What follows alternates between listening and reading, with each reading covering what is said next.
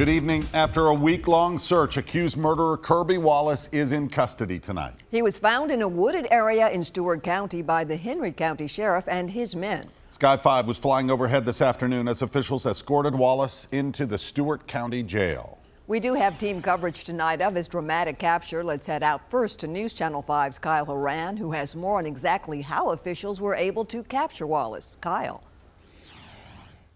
Hey guys, I'm just north of Bartee Road right now in a field where the capture actually happened. Take a look behind me. Do you see this stand right here? This is where Henry County Corporal Stacy Bostic was in the stand when Wallace walked up. If you look over that way, you can't see it in the road, or you can't see it through the woods, but there is another stand where the sheriff of Henry County was posted up. He's the first one who saw Wallace walking through the woods, and they were actually led to this area by their bloodhound tracking dog, Rowdy. This is where the arrest happened. The deputies decided to stray slightly outside of the perimeter set up by the rest of law enforcement, posting themselves in these two deer stands. The deer stands are only about 20 or 30 yards or so apart. They sat here from 7 o'clock in the morning until 10:15 in the morning when they noticed someone walking on the edge of the field towards them. At about 40 yards out, Sheriff Monty Blue realized it was their suspect. Wallace was still walking towards Blue, and at about 25 yards, as Blue was pointing his weapon at the suspect, he made himself known. Blue told the suspect to raise his hands in the air, to walk slowly towards him. The suspect complied up until a point where he ducked behind a tree. That's when Sheriff Blue thought he was in danger.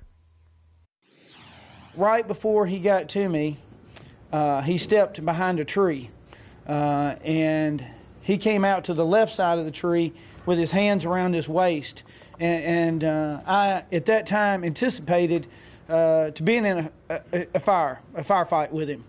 Luckily, he put his hands back up, went down to his knees.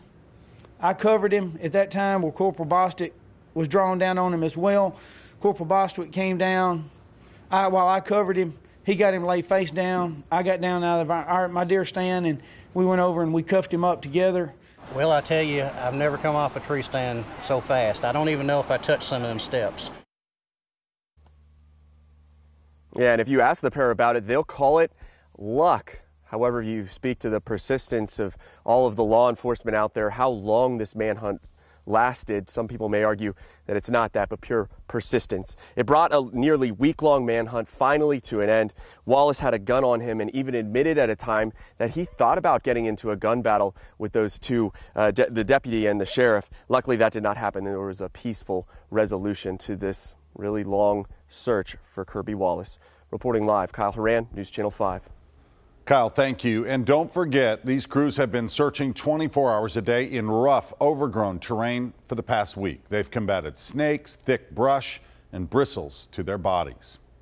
I was out almost every day with them, and I'll tell you what, it's been tough. And there's a lot of times, like Sheriff Fusion said, we could have changed course. We could have done things different, but we stayed the course because we knew that if we kept on and we were dedicated and we kept going that path, that we would see an end to this.